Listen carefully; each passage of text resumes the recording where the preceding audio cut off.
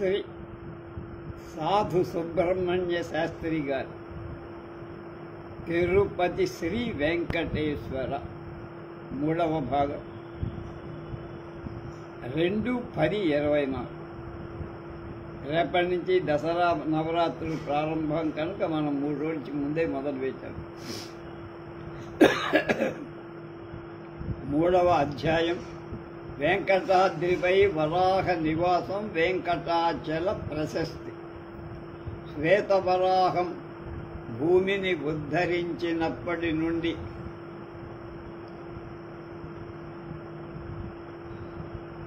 వైకుంఠం నుండి వెంకటాద్రి క్రీడాచలాన్ని గరుడు తీసుకొచ్చి భూమిపై నిలిపినప్పటి నుండి వెంకటాచలం పైనే అదృశ్యంగా వరాహ విధానం ఆయన నదీ తీరాలు, పర్వత సానువులు, కొండ చర్యల్లో శ్రీ లక్ష్మీదేవితో విహరిస్తూ భగవద్భక్తులైన మానవులకు సాక్షాత్కరిస్తూ శ్వేతవరాహ కల్పం చివరదాకా ఇక్కడే నివసిస్తారని బ్రహ్మ చెప్పారు.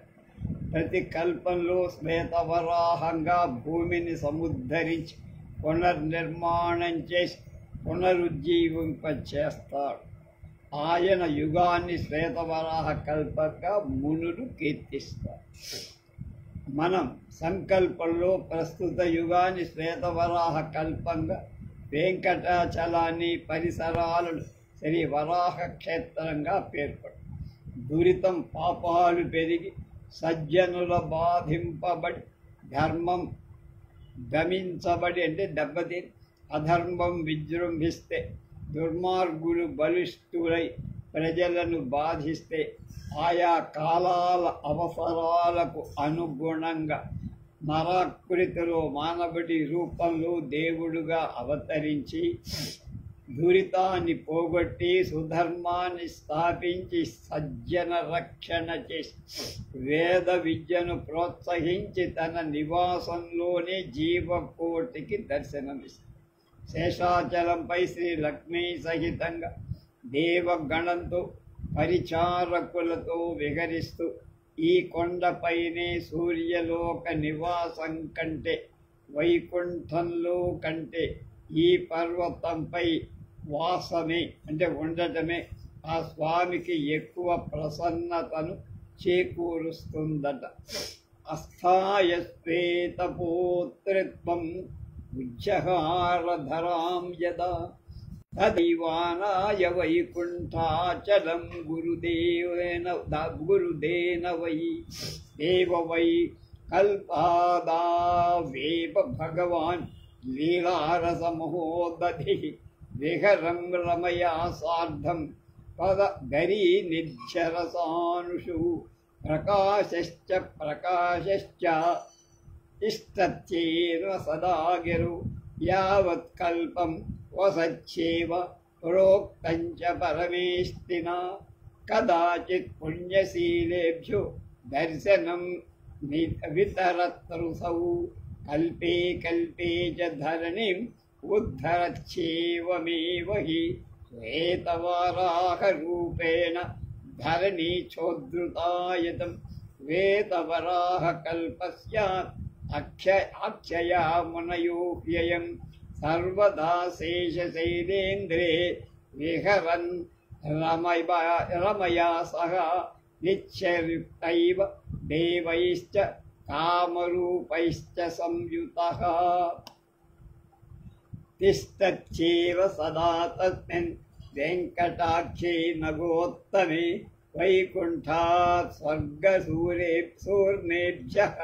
సూర్యేభ్యః స్వగృహేభ్యో అధిక ప్రియః అయం భగవతో హృద్యః పర్వతః పుణ్యకాననః అని వరాహ పురాణం 1వ భాగం 36వ అధ్యాయం 4 నుంచి 15 శ్లోకాలు చెప్పారు. కనుక స్వయంగా మహావిష్ణువు క్రీడారంగం కావడం, వరాహస్వామి తన నివాసంగా ఏర్పరుచుకోవటం ఈ పర్వతానికి సమధిక వైభవము కలిగి అత్యద్భుత మహిమాతిశయం కలిగే మానవ ప్రయత్నాలన్నిటికీ వివిధ ఆధ్యాత్మిక సాధనాలు ఇక్కడ సాఫల్యం సమకూరు నిరాటంకంగా మంత్రసిద్ధి కామ్యసిద్ధి ఇతర సిద్ధులు సాధ్యము. పవిత్ర తీర్థాలన్నీ ఈ పర్వతం మీదే ఉన్నాయి. అల్పమైన తపస్సు చేతనే అభిష్టం నెరవేరుతుంది. శ్రద్ధాభక్తులతో సేవిస్తే జ్ఞానార్థి అయిన వారి జ్ఞానం లభిస్తుంది. ద్రవ్యం కోరిన వాళ్ళకి బంగారం దొరుకుతుంది. పుత్రులను కోరితే వారికి పుత్ర ప్రాప్తి కలుగుతుంది. రాజుకు రాజ్యం, వికలాంగుడికి చక్కని రూపం కలు. మానవులు ఏ ఏ సుఖాలను కోరుతారో వాళ్ళకి అన్నీ సిద్ధిస్తాయి. పశుధాన్య సమృద్ధి కలుగుతుంది. మంత్రసిద్ధి సప్తసిద్ధి జ్ఞాన సిద్ధి తదైవ హి కామ్యస్య కర్మణ సిద్ధి ఏవమన్యాశ్చ సిద్ధయః భవంత్యత్ర నరాణాంచ నహి విఘ్నాధికం క్వచిత్ అల్పేన తపసాభీష్టం నిసిద్ధ్యత్తస్మిన్ గిరౌ వరే సర్వతీర్థాని సతతం పుణ్యాన్యత్రైవ సంతి య ఏవం సేవతే నిత్యం శ్రద్ధాభక్తి సమన్వితః జ్ఞానార్థి జ్ఞానమాప్నోతి ద్రవ్యార్థి కనకం బహు పుత్రార్థి పుత్రమాప్నోతి నృపో రాజ్యం చ విందతి యం యం కామయతే మత్స్యః తం తమాప్నోతి సర్వదా అని వరాహ పురాణం 1వ భాగం 4వ అధ్యాయం 15-20 శ్లోకం. ఈ కనకాచలంపై బంగారు కొండపై 8 రకాల గనులున్నాయి. అవి పుణ్యకర్మలు చేసిన నరుల ఒక్కొక్క యుగంలో కనిపిస్తాయి. ఈ శ్రీనివాసగిరిపై అధివసించిన శ్రీనివాసుడి లాగానే ఈ పర్వతం జ్ఞానాచలంగా, రత్నగిరిగా, అలాగే వివిధంగా వివిధ కాలాల్లో కనిపిస్తుంది. ఒక్కొక్కసారి సాధారణ పర్వతంగా దర్శనమిస్తుంది. ఈ పర్వతం సముదాత్మ రూపాన్ని ఎవ్వడు తెలుసుకోలేదు. వెంకటాచలం యథార్థాని సువర్ణ పర్వతమైన కలియుగంలో సామాన్య బండరాడు పాషాణ పర్వతంగా కనిపిస్తుంది. ఇష్టానాం ఖనయస్సంతి లోహానాం కనకాచలే యుగభేదేన దృశ్యంతే నరాణాం పుణ్యకర్మణాం శ్రీనివాసగిరిశ్చాయం కదాచిత్ కనకాచలః కదాచిత్ జ్ఞానరూపోయం కదాచిత్ రత్నరూపకః శ్రీనివాస ఇవం భాతి కదాచిత్ భూషణోజ్వలః అప్రాకృత స్వర్ణసానురపి శ్రీవేంకటాచలః ప్రాకృతాచల సంభూతౌ భవిష్యతి కలౌ యుగౌ. వరాహ పురాణం 1వ భాగం 40వ అధ్యాయం 29 శ్లోకం. భక్తితో ఈ పర్వతాన్ని అధిరోహించే కుంటివాడి కాళ్లకు బలం చేకూరి శీఘ్ర గమన శక్తి కలుగు. అంధుడికి కమలాల వంటి అందమైన కళ్ళు కలుగు. మూగవాడికి పాండిత్యం అద్భుతం. బధిరుడికి చెవిడివాడికి శబ్దగ్రహణ శక్తి కలుగు. వంధ్యాస్త్రీ సంతానం కలుగు. డబ్బు లేని వాడికి డబ్బు కలుగు. ఈ పర్వతంపై భక్తి కలిగిన వాడి ఇవన్నీ సిద్ధిస్తాయి. ఈ పర్వత తత్వాన్ని ఎవడు తెలుసుకోగలుగుతాడు అంటే ఎవరికి తెలియదు. ముందు మనకి అర్థార్థం భావం చెప్పి తర్వాత శ్లోకాలు ఇస్తున్నారు. వెంకటాద్రౌ పరాం భక్తిం వహన్ గచ్చతి చేద్గిరం పంగుర్జంఘాల ఏవ స్యాత్ అచక్షు పద్మలోచన మూకో వాచస్పతి దూర స్రవీతు బధిరో భవేత్ వంధ్యాతు బహుపుత్రాచ నిర్ధన సధనో భవేత్ ఏతత్ సర్వం గిరౌ భక్తి మార్గేణైవ భవద్ధ్రువం తత్తతో వెంకటాద్రేస్తు స్వరూప వేత్తికః. పుమాన్. వరాహ పురాణం 1వ భాగం 8వ అధ్యాయం 31 నుంచి 33 శ్లోకాలు. అధ్యాయం 4. వివిధ యుగాల్లో క్రీడాచలానికి పెట్టిన వివిధ పేర్లు, నామాలు. క్రీడాచలం అంటే వరాహ పర్వతం మీద వెలిసిన స్వామి. విభిన్న కాలాల్లో విభిన్న యుగాల్లో అనేక కారణాల మూలంగా క్రీడాచలానికి వివిధమైన పేర్లు లభించాయి. కృతయుగంలో వృషాచలమని, త్రేతాయుగంలో అంజనాచలమని, ద్వాపరంలో శేషాచలమని, కలియుగంలో వెంకటాచలమని ఈ క్రీడాచలాన్ని వ్యవహరించారు. వరాహ పురాణం 1వ భాగం అధ్యాయం 4 శ్లోకం 21లో 37. అలాగే చింతామణి అంటే ఏమిటి? కోరిన కోరికలు నెరవేర్చేటువంటి ఒక దాని పేరు. జ్ఞానాద్రి అంటే జ్ఞానాన్ని అనుగ్రహించటం వల్ల కలిగినది. తీర్థాద్రి అంటే ఎన్నో తీర్థాలు పుణ్య జలాశయాలు ఉండటం వల్ల కలిగిన పేరు. పుష్కరాద్రి అంటే పర్వతం పైనున్న సరస్సులు ఎర్ర తామరులు పుష్కలంగా వికసిస్తున్నందువల్ల ఆ పేరు వచ్చింది. ధర్మదేవత తన శ్రేయస్సు కోసం తపస్సు చేసిన పర్వతం కావటం వల్ల వృషాద్రి లేక ధర్మాద్రి అనే పేరు. మరొక గాథ కూడా. కృతయుగంలో వృషభాసురుడనే రాక్షసుడు ఈ పర్వతాన్ని ఆక్రమించి మునిజనాన్ని బాధిస్తూ ఉండేవాడు. 5000 ఏళ్ళు తీవ్రమైన తుంబురు తీర్థంలో తీవ్రతరమైన తుంబురు తీర్థంలో తపస్సు చేశాడు. ఆ తీర్థంలో స్నానం చేసిన తరువాత ప్రతిరోజు తన తలను ఖండించుకొని ఖండించిన శిరస్సుతో ఒక పుష్పాన్ని సమర్పించి నరసింహస్వామి సాలగ్రామాన్ని పూజించి మళ్ళీ శిరస్సు యథాస్థానంలో సిద్ధమై వచ్చేది.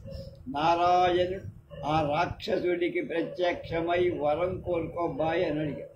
తనకు ఏ వరం అక్కర్లేదని, నారాయణుడితో యుద్ధం చెయ్యాలనే కోరిక ఉందని సమానమైన బలం శక్తి ఉండటం మూల ఇద్దరి మధ్య ద్వంద్వ యుద్ధం చాలా కాలం.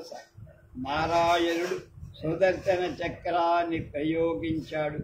రాక్షసుడి గర్వం పరిహారమై సుదర్శన చక్రంతో హతులైన వాళ్ళకి పరమపద ప్రాప్తి కలుగుతుంది కదా.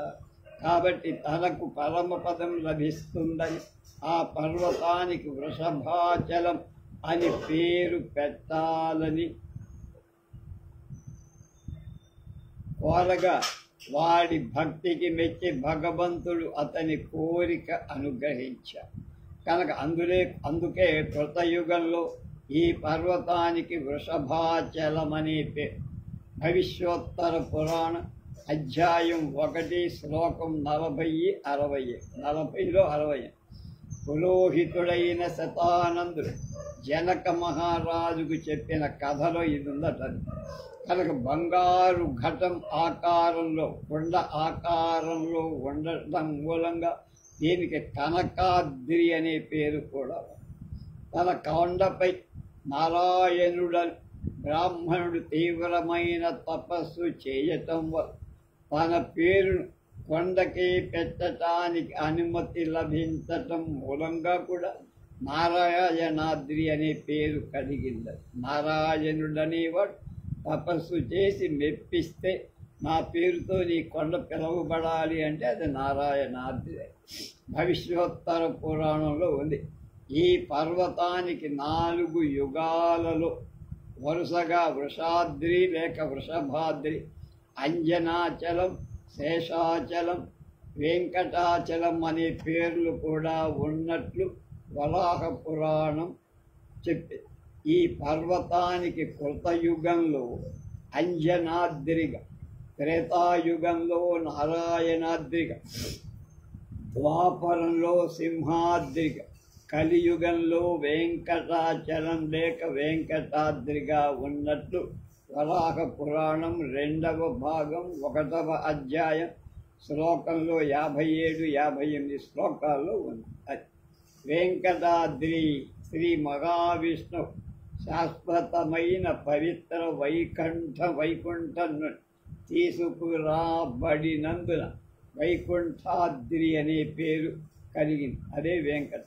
సింహాద్రి, ఈ కొండపై స్వామి నరసింహావతారం ధరించి హిరణ్యకశిపుణ్ణి సంహరించి ప్రహ్లాదుణ్ణి రక్షించి కొందువల్ల సింహాద్రి అనే పేరు. అంజనాద్రి, కేసరి వనచర రాజుకు సంతానం లేకపోతే ఆయన భార్య అయిన అంజనీదేవి ప్రతాపవంతుడై పుత్రుణ్ణి తనకెట్టా పొందగలదు చెప్పమని కోరితే అంజనీదేవి నివాసమైన హంపికి దగ్గరలో ఉన్న పంపా నదీ ప్రాంతం నుండి తూర్పు దిశలో 50 యోజనాల దూరంలో ఉన్న నృసింహ ఆశ్రమానికి వెళ్ళి అక్కడికి దక్షిణ దిశలో వెంకటాచలంపై స్వామి పుష్కరిణికి 1 క్రోశం దూరంలో ఉన్న ఆకాశగంగా ప్రవాహ ప్రాంతానికి వెళ్ళమన్నారు. అది నారాయణాద్రికి ఉత్తర దిశలో. అక్కడ 12 ఏళ్ళు తపస్సు చేస్తే పుత్ర ప్రాప్తి కలుగుతుందని మతంగ మహాముని అంజనీదేవికి చెప్పారు. ఆమె స్వామి పుష్కరిణిలో స్నానం చేసి పశ్చిమ దిశలో ఉన్న అశ్వత్థ వృక్షానికి ప్రదక్షిణాలు చేసి శ్రీ వరాహ స్వామిని దర్శించి ఆకాశగంగ దగ్గరకు బయలుదేరి పతిదేవుడి ఆశీస్సులు, అక్కడ నివసిస్తున్న మునుల ఆశీస్సులు పొంది 12 ఏళ్ల తపస్సు ప్రారంభించి మొదటి ఏడాది కేవలం నీళ్లు మాత్రమే ఆహారం.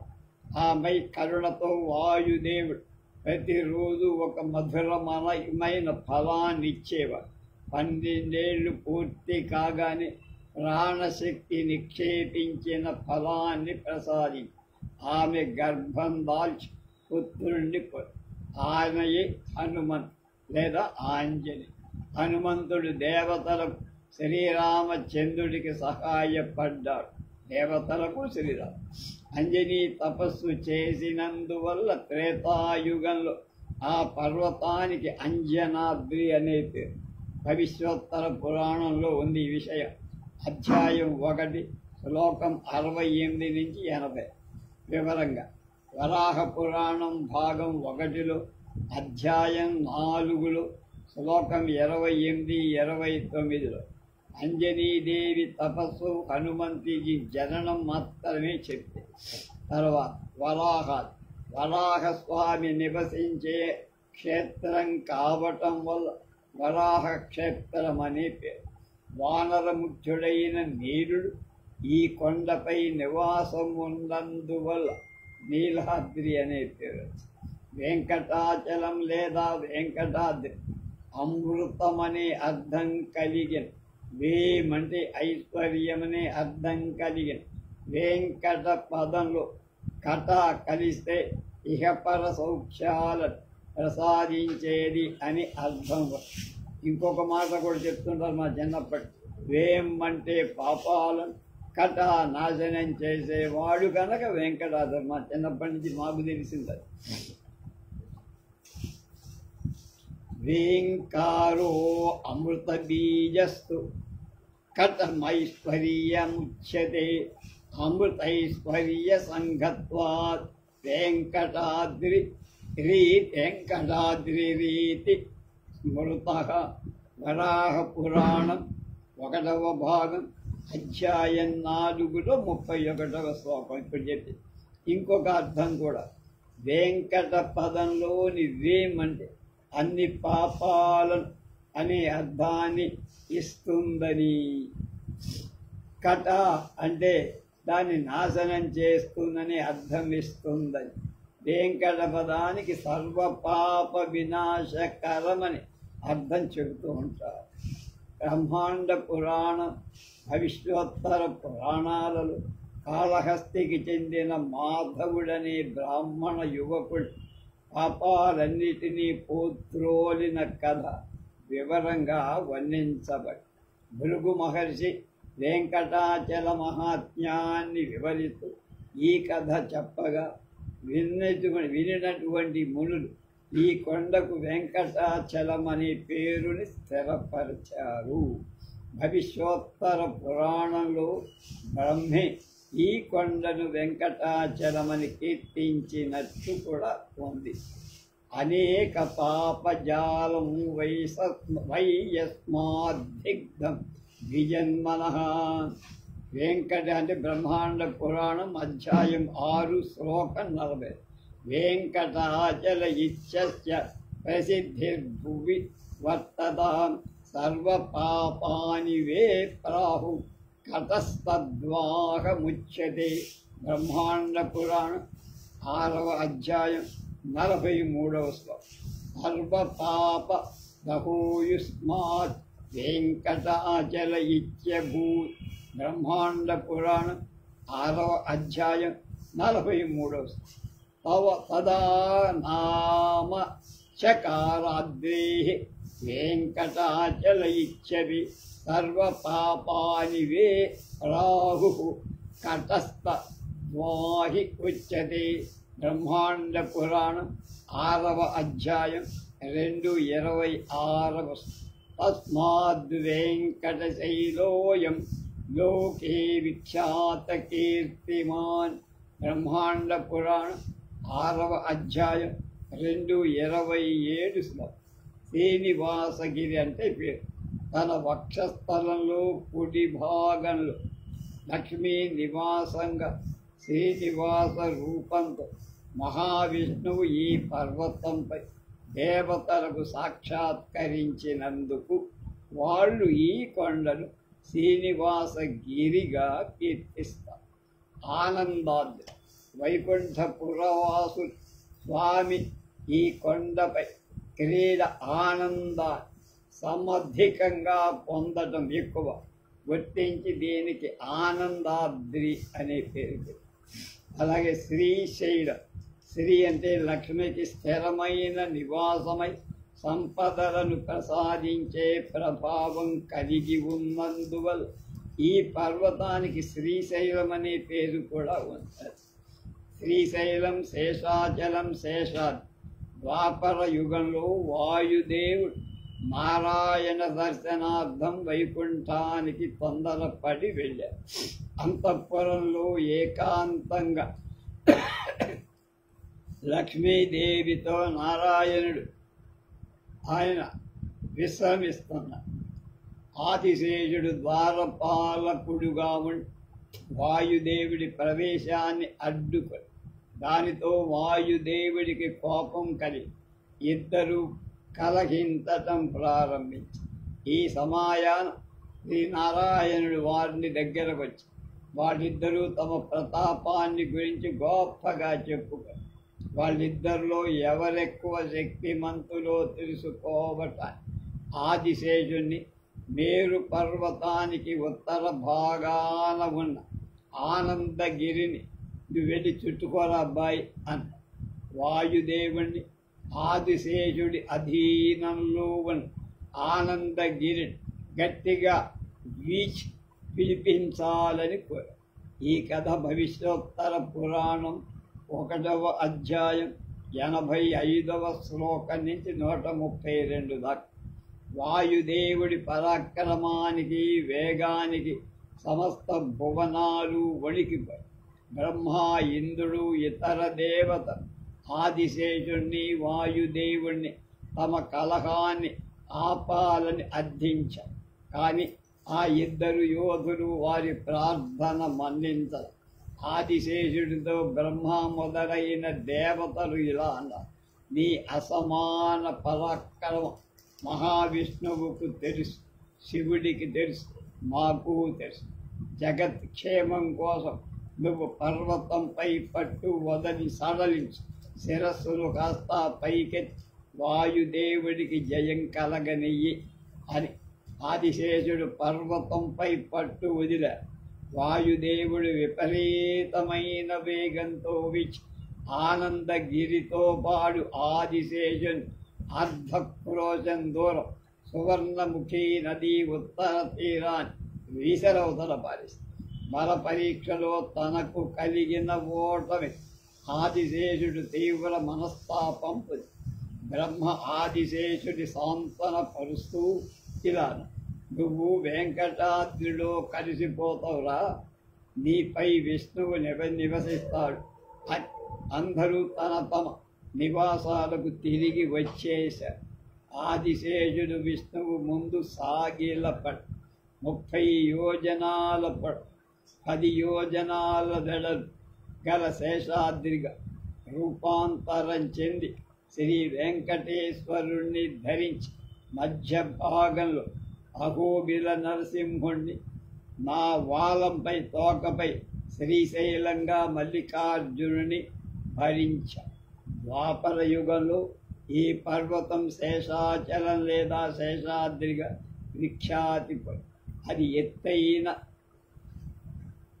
పడగతో చుట్టుకొని ఉన్న శరీరంతో దీర్ఘమైన తోకతో ఆదిశేష రూపంగా స్థిరపడి భగవంతుడి క్రీడాచలంగా పవిత్రమైన శ్రీ వరాహస్వామి నివాసమై భూతలంపై శ్రీ వెంకటేశ్వరుణ్ణి వహిస్తూ మోస్తూ పవిత్రమైన ఈ పర్వం భగవంతుడి లాగానే అనంత ప్రశస్త గుణాలతో విరాజిల్లుతూ ఈ పర్వత మహిమను వర్ణించడానికి 4 ముఖాలు కల బ్రహ్మకాని 6 ముఖాలు గల సుబ్రహ్మణ్యుడు కానీ వాళ్ళకి వర్ణించటం అసఖ్యం. అట్లాగే ఇతరులు ఏం చెప్పగలరు, వాళ్ళే చెప్పకూడదు. అందుకని జనుల దృష్టిలో ఇది అసాధారణ పర్వతంగా కనపడిన ప్రజల భక్తి దీనిపై పవిత్రము. వారి అభీష్టం సిద్ధిస్తూ 4 పురుషార్థాలను ధర్మం, అర్థం, కామం, మోక్షం పొందటాన్ని శాస్త్ర విహిత కర్మలు నిర్వహించే శక్తి లేని వాళ్ళకి వెంకటాద్రి కంటే మరొక శరణ్యం లేదు. 5వ అధ్యాయం స్వామి పుష్కరిణి ఇతర తీర్థాల మహత్యం. వైకుంఠవాసి అయిన స్వామికి క్రీడా సరోవరమైన స్వామి పుష్కరిణి శ్రీ మహాలక్ష్మికి భూదేవికి ప్రీతి పాత్ర. దీనిలో జలం పవిత్రమై పరిమళ భరితమై ప్రసన్నమై పావనమై ఉంది. గంగాది పవిత్ర నదులకు ఇది జన్మస్థానం. మహావిష్ణు ప్రీతికై గరుడు పుష్కరిణి తీసుకొచ్చి ఇక్కడ ప్రతిష్ఠించి ఇది పాపాలను సర్వనాశనం చేస్తుంది. వెండి బంగారాన్ని దొంగిలించిన పాపాన్ని, సురాపానం చేసిన పాపాన్ని స్వర్గంలో ప్రవహించే విరజానదిలా స్వామి పుష్కరిణి హరిస్తారు. ఇక్కడ ప్రతిరోజు స్నానం చేసే వాళ్ళకి ప్రాపంచిక సంపదను ప్రసాదిస్తుంది. దర్శన స్పర్శన మాత్రం చేతనే స్నానమాచరిస్తేనే కోరికలు నెరవేరు.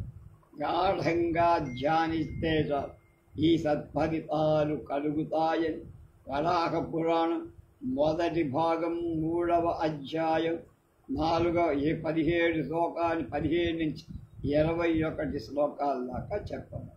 స్వామి పుష్కరిణి తీరంలో నివసించేవారు దేవతల కంటే ధన్యులు.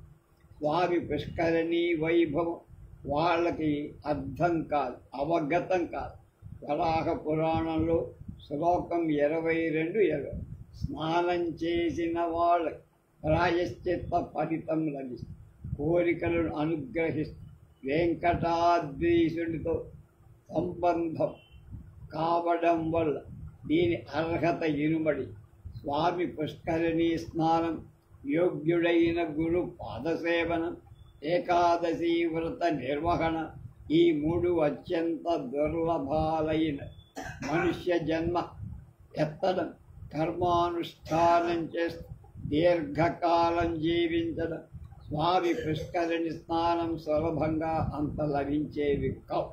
స్వామి పుష్కరిణి ప్రభావం, పాపనాశన సామర్థ్యం సుబ్రహ్మణ్య స్వామి ఉదంతం వల్ల తెలుస్తుంది.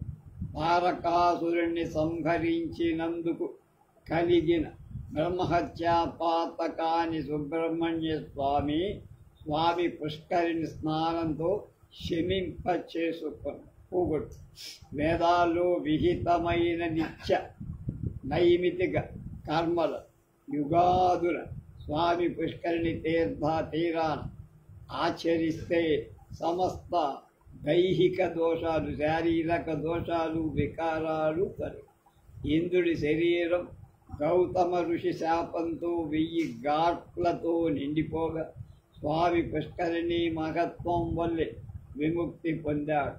దశరథ తనయుడైన శ్రీరాముడు అయోధ్య నుండి ప్రయాణమై హనుమత్, లక్ష్మణ, సుగ్రీవుడు వెంటరాగా రావణుడి జయించడానికి పంపా తీరం దాటి అంజనాదేవి ప్రార్థన మేరకు వెంకటాచలం చేసి తన అనుచరులతో కలిసి స్వామి పుష్కరిణిలో స్నానం చేసి ఒక రాత్రి విశ్రమించి మర్నాడు జైత్రయాత్ర ప్రారంభించి యుద్ధ భూమికి చేరి రావణుణ్ణి జయించాడని వరాహ పురాణం 41వ అధ్యాయం 3వ శ్లోకం నుంచి 6వ శ్లోకంలో ఉంది.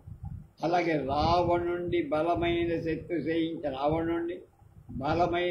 సైన్యాన్ని జయించి సీతను రక్షించి అయోధ్యకు వచ్చి తన సోదరుల సమక్షంలో పట్టాభిషిక్తుడై చాలా కాలం రాజ్యాన్ని స్వామి పుష్కరిణి స్నాన మహిమదే దీనికంతటికీ కారణమని పెద్దలు విశ్వసిస్తారు.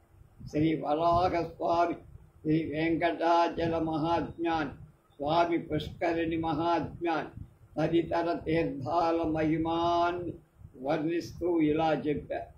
3 లోకాల్లో ఉన్న సమస్త తీర్థాలు అన్నీ కలిస్తే స్వామి పుష్కరిణి మహత్తుతో సమానం కావు. 3 లోకాల్లో ఉన్న పుణ్యతీర్థాలన్నిటికీ స్వామిని అంటే యజమాని అయినందున స్వామి పుష్కరిణి అనే పేరు సార్థకమే. స్వామిని అయిన స్వామి పుష్కరిణి సేవించడానికే తీర్థాలన్నీ ఈ కొండపైన వచ్చాయి. అంటే అన్ని నదులు, అన్ని పుష్కరిణి నదులు ఇక్కడ ఉంటాయి. దానిలో ఇక్కడి నుంచే వాటికి పుణ్యం. వరాహ పురాణం 2వ భాగం 1వ అధ్యాయం 50 నుంచి 52. పూర్వకాలంలో శంఖుడనే రాజు పదభ్రష్టుడై స్వామి పుష్కరిణి పశ్చిమ తీరం ఒక పెద్ద పుట్టకు దగ్గర కుటీరాన్ని నిర్మించుకొని 6 నెలల కాలం ప్రతిరోజు స్వామి పుష్కరిణిలో స్నానం చేసి నియమ నిష్టలతో ఉంటూ స్వామిని అర్చించి శ్రీదేవి, భూదేవి సహితంగా వెంకటేశ్వర స్వామి పుష్కరిణి మధ్య నుండి ఒక విమానంలో సాక్షాత్కరించి రాజ్యాన్ని తిరిగి పొందాలన్న రాజు కోరికను అనుగ్రహించి బ్రహ్మాది దేవతలు, మునులు, సిద్ధులు, సప్తర్షులు చూస్తూ ఉండగా ఇలా, రాజా, నువ్వు పుష్కరిణిలో స్నానం ఆచరించినప్పుడే నీలోని మహాభక్త సమున్నమైన నీ రాజ్యం మళ్ళీ వచ్చేసినట్టే. స్వామి పుష్కరిణిలో స్నానమాచరించిన వాడు స్వామిత్వం లభిస్తుంది. నిత్య కర్మానుష్ఠానంలో వాళ్ళ శ్రద్ధాభక్తులు నియమ నిష్టల అనుగుణంగా వారు స్వామిత్వాన్ని వారు మరొకరి అధీనంలో ఉండాల్సి రాదు, అంటే అవసరం ఉండదు. స్వామి అలా ఆదేశించగానే దేవతలందరూ స్వామి పుష్కరిణి అని కీర్తించారు. తీర్థాలన్నిటికీ స్వామిని అయినందువల్ల, యజమానైనందువల్ల స్వామి పుష్కరిణి అనే పేరు లోకంలో రూఢమై స్వామిత్వాన్ని ప్రసాదిస్తుందని వెంకటేశ్వర స్వామి ఉపదేశించినందువల్ల ఆ పేరు సార్థకం, అన్వర్థమై, భగవంతుడు అత్యంతం ప్రీతిపాత్రమై.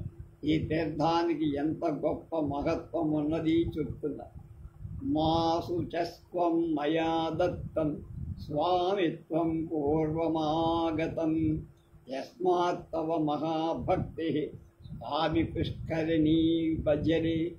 ఏ కేచన సమాగత్య స్నానం కుర్వంతి సంయుతాః తేషాం వ్రతానుగుణ్యేన స్వామిత్వం భవతి ధ్రువం.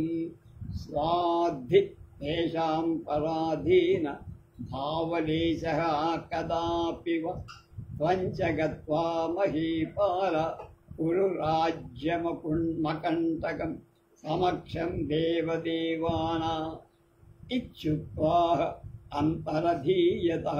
స్వామి పుష్కరిణీ శబ్దో రూఢస్తస్మిన్ సరోవరే వ్యుత్పత్తి కథితాతి స్మ తీర్థానాం స్వామినీయతః. స్వామి పుష్కరిణీ చేవ చస్మాత్సు పూర్వం పురాతనై ప్రోక్తేదానీం భవతా వ్యుత్పత్తిస్తస్య సమ్మత.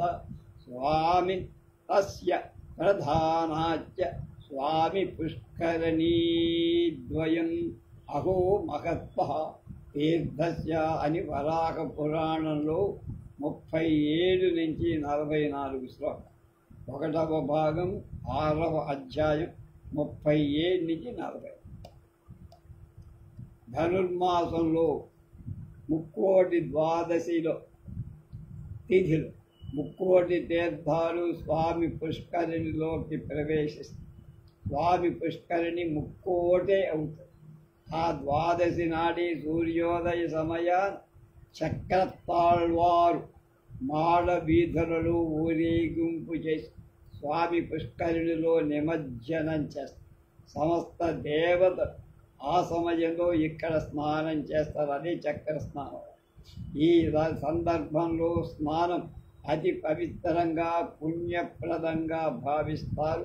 స్కాంద పురాణం 1వ భాగం 17వ అధ్యాయం శ్లోకాలు 22 నుంచి 20.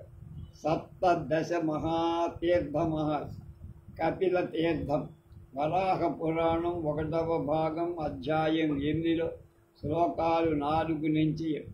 కపిల తీర్థ మహత్వాన్ని క్లుప్తంగా వర్ణింపగా వామన పురాణం 4వ అధ్యాయం 36 నుంచి 41 శ్లోకాల్లో కొంచెం ఎక్కువగా. శేషాద్రి దిగువ కపిలేశ్వర స్వామి లింగాకారంగా సంస్థితుడయ్యాడు. కపిల ముని పాతాళంలో దీన్ని అర్చించేవారు. ఏదో కారణంగా కపిలలింగం పాతాళాన్ని తీర్చుకొని భూమి పైభాగానికి రాగా దాన్ని దేవతలు అర్చించి ప్రతిష్ఠించారు. లింగం సాక్షాత్కరింపక పూర్వమే కామధేను ఆ బిల నుండి భూమిపైకి చేరి రూపం దాల్చి ఈ బిలానికి కపిల తీర్థమనే పేరు వచ్చింది. కనుక సర్వ పాపాలను పోగొట్టగలిగిన ప్రభావం కపిల తీర్థమని వరాహుక.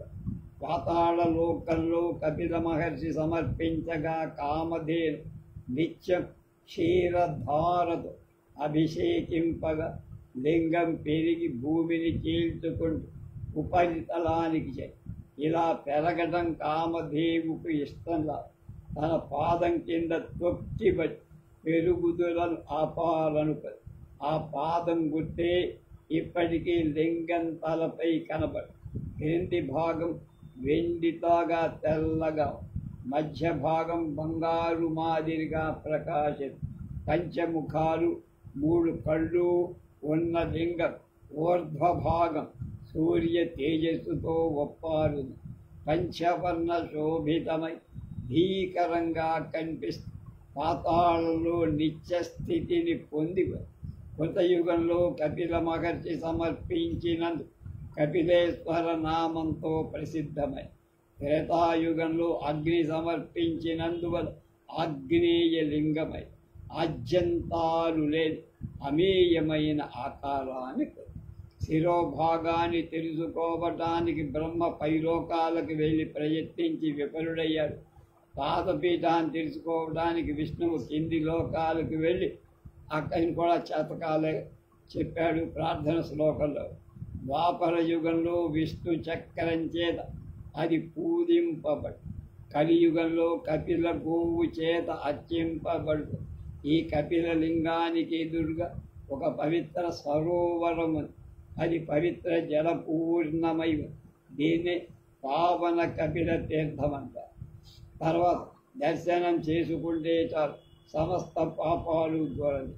ఈ సరోవరంలో స్నానం చేస్తే అశ్వమేధ వాజపేయ యాగాలను చేసిన దానికంటే పుణ్య ఫలితాన్ని, యాగాలు చేస్తే పునర్జన్మ ఉండదు. ఈ సరస్సులో స్నానం చేసి ఒక గుక్క నీళ్లు తాగితే పునర్జన్మ కలగదు. కార్తీక పౌర్ణమి నాడు 3 లోకాల 3 తీర్థాలు, మధ్యాహ్న కాలంలో 4 గంటల పాటు కపిల తీర్థంలో ప్రవేశిస్తాయి. అది కపిల తీర్థం 3. ఆ శుభ సమయంలో కపిల తీర్థ స్నానం చేసిన వాడు బ్రహ్మలోక ప్రాప్తి కలుగుతుంది.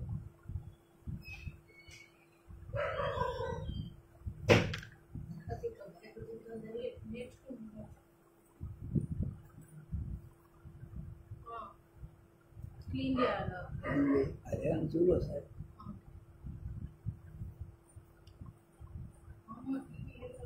కన్యాదానం, గోదానం, విద్యాదానం, విద్యా మంత్రోపదేశం చేసినవాడు స్వర్గ కైలాస వైకుంఠ బ్రహ్మలోక ప్రాప్తి. కార్తీక పౌర్ణిమ నాడు సకల తీర్థాలు కపిల తీర్థంలో ప్రవేశిస్తాయి. అన్ని మంత్ర శ్లోకాన్ని పఠిస్తూ అన్నమంత్ర ఎవరు ఇతర రోజుల్లో స్నానం చేస్తారో వాళ్ళకి ఆ ఫలం కలుగుతుంది. ఈ సరోవరంలో స్నానం అత్యంత దుర్లభం. ఇక్కడ ధ్యానం చేస్తే మోక్షం, విష్ణుపద ప్రాప్తి కలుగు. రావణ పురాణంలో ఉంది, అధ్యాయం 4 శ్లోకం 36, 47, 57. పద్మావతి కరగ్రహణాన్ని కోరుతూ తనకు అన్నదాత్రి అయినటువంటి స్వకుల మాలికను వెంకటేశ్వర స్వామి ఆకాశరాజు వద్దకు పంపిస్తూ ఆమె కపిల తీర్థంలో స్నానం చేసి కార్య సాఫల్యానికి ప్రార్థించవలసిందిగా చెప్పారు. భవిష్యోత్తర పురాణం 8వ అధ్యాయం 79-82. చక్ర తీర్థం కపిల తీర్థానికి పైన చక్ర తీర్థం. ఈ తీర్థంలో స్నానం చేసి అహల్య కారణంగా గౌతమ మహర్షి శాపగ్రస్తుడై ఇంద్రుడు శాప విశ్వక్సేన సరస్సు. చక్ర తీర్థానికి పైన విశ్వక్సేన సరస్సు. వరుణ కుమారుడైన విశ్వక్సేన ఇక్కడే తపస్సు చేసి విష్ణు సారూప్యాన్ని, వైకుంఠ సైన్యాధిపత్యాన్ని. పంచాయుధ తీర్థ విష్ణువు ధరించిన పంచాయుధాల పేర్లతో శంఖం, చక్రం, గదాశాన్యం, నందకం అనే 5 పవిత్ర సరస్సులు విశ్వక్సేన సరస్సుకి పైన.